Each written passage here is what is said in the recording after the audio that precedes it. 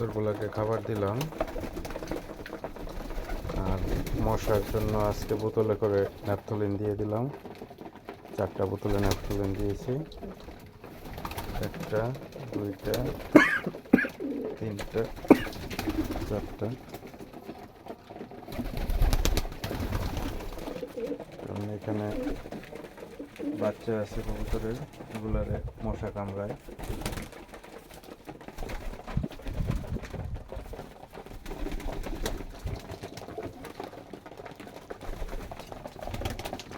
আরও কিছু খাবার দিয়ে দিই, যেহেতু বাচ্চা আছে।